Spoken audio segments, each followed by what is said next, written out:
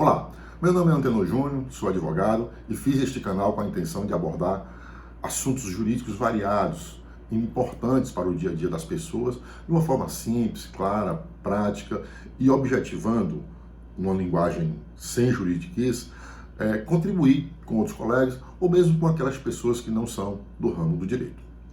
Muito bem, o assunto que eu trago hoje é matrícula de imóvel. Isso aí. Vamos falar da importância deste instrumento jurídico, de como entendê-lo, de como compreender a sua formatação e saber, principalmente, para que serve mesmo este documento. Antes, eu gostaria de pedir a vocês que deixem o seu like ou dislike, porque isso vai ajudar a impulsionar o nosso canal na plataforma do YouTube, tá? E não esqueça de acionar o sininho.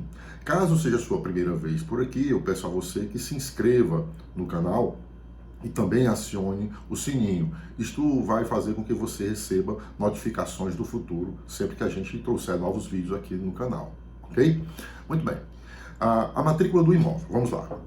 Você que é operador de direito geral, que é agrimensor, por exemplo, medindo imóveis por aí, ou está negociando um terreno urbano ou rural, uma casa, um apartamento, ou negociou algum imóvel há pouco tempo, precisa saber ou relembrar o que é matrícula.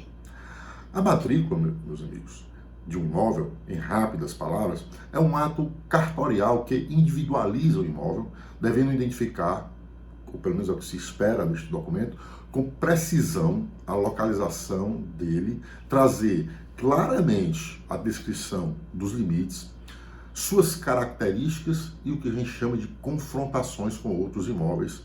São os lindeiros, os vizinhos, né, que cercam este bem. Na matrícula do imóvel, o cartório lança registros e as averbações, que são justamente o que vai formar este histórico da vida do imóvel, de que aconteceu ao longo da história deste imóvel, mostrando a real situação fática jurídica do imóvel, né, desde quando o imóvel nasceu, ou melhor, desde a abertura da criação da matrícula no cartório, até a data em que você viu a certidão ou que você pegou a certidão do imóvel no cartório.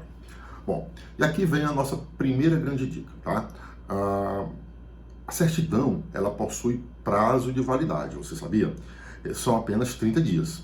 Por isso, muita atenção sempre que você pegar uma certidão e olhar ao final dessa matrícula, ao final da primeira página, se ela tiver só uma página, ou da última página, a data que o cartório emitiu a matrícula e calcular daí os 30 dias que é a validade dela, tá?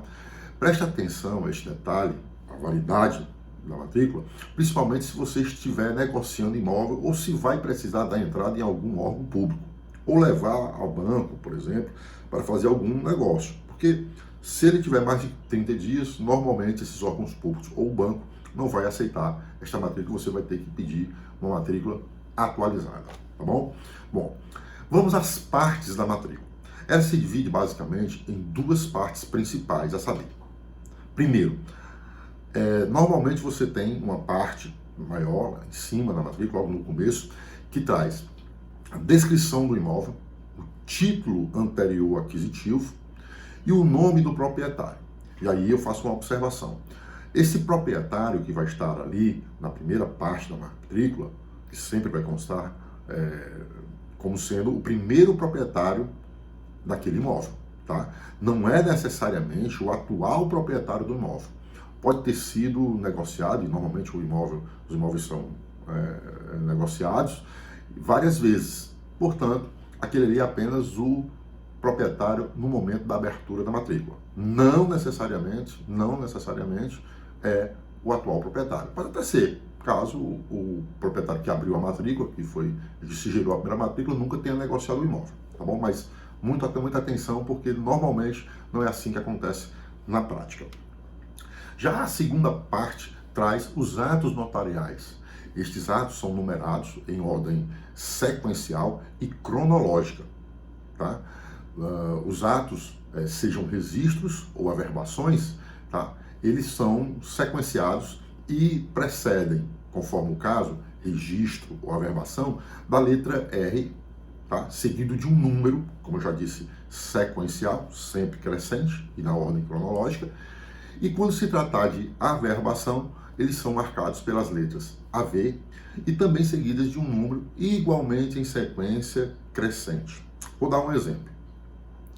Geralmente a matrícula, nessa parte, ela começa com o registro, que é o R1.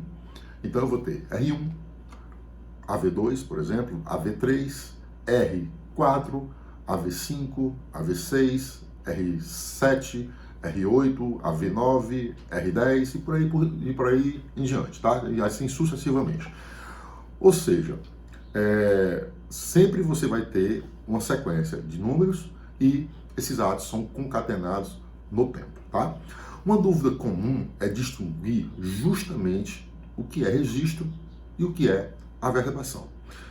Bom, existe um rol taxativo para ambos, né? Tanto o registro como a averbação estão lá na Lei 6.015, mais precisamente no artigo 167, inciso 1 da Lei 6.015 de 1973, a chamada Lei de Registros Públicos. Ali eu tenho um rol taxativo de 44 atos que são de registros. De fato, são muitos atos muito difícil de você decorar, né? Ninguém vai decorar assim tão facilmente 44 e não há necessidade. Já a averbação também está no artigo 167, só que no inciso 2 da mesma lei, 6.015, que é a Lei de Registros Públicos de 1973, com um rol taxativo de 31 atos. De fato, também são muitos e não nada fácil de decorar, convenhamos. Bom, então, aqui vem a segunda dica. É importante diferenciar na prática registro e averbação, sendo claro, evidente que você pode consultar na lei exatamente se aquele ato é um registro ou averbação, mas vamos lá diferenciá-lo na prática, o que é registro e o que é averbação. O registro, ele sempre vai, em geral você percebe isso com facilidade, ele sempre vai de alguma forma se referir à condição de proprietário ou de dono, a propriedade em si. Em outras palavras, quando o ato se refere ou implica na condição de alteração ou modificação do dono ou de quem é o dono ou do proprietário, ou possa vir a mudar quem é o dono ou proprietário, estamos falando de registro. Vou dar um exemplo. Classicamente, o registro da escritura de compra e venda. Tá? No registro de compra e venda, você leva no cartório a escritura de compra e venda e faz o registro. Então, não é averbação, é registro. Hipotecas também é registro. Você deu o seu imóvel em garantia num banco, então ele foi hipotecado, o banco vai solicitar o registro da hipoteca. As penhoras, os arrestos, os sequestros, uma dação em pagamento, tá? Entre outros. Ou seja, sempre que de alguma forma afetar a condição de dono, provavelmente estaremos diante de um dos atos de registro previsto no inciso 1 do artigo 167 da Lei de Registros Públicos. Já a averbação, em geral, as averbações são atos praticados quando dá alteração de alguma das condições do imóvel em si, ou da pessoa de seus proprietários. Exemplo, retificação de medidas e confrontações, clássico, né? Alterei as medidas e confrontações, vou lá no cartório e averbo, com memorial descritivo, essas informações sobre o imóvel. A retificação ou inclusão do número de algum documento de um dos proprietários, CPF, por exemplo, faltou o CPF na qualificação, ou o CPF está errado, vai lá e corrige, ou inclui o número do CPF. Convenções antinupciais, mudança da denominação da rua ou do número do imóvel, também são exemplos.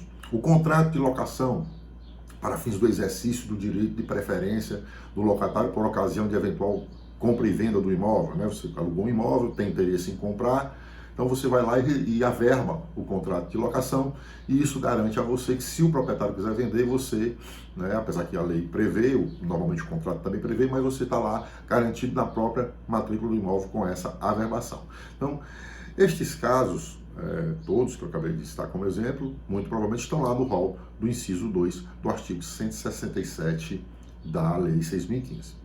Agora, um alerta. Para aqueles que estão vendo este vídeo agora, caíram aqui nesse vídeo e recentemente ou há algum tempo compraram um imóvel, tá? E nunca foram aos cartórios de registro de imóveis, tá? E apenas guardaram, felizes da vida, a escritura de compra e venda, eu tenho um alerta importante a fazer. Tá?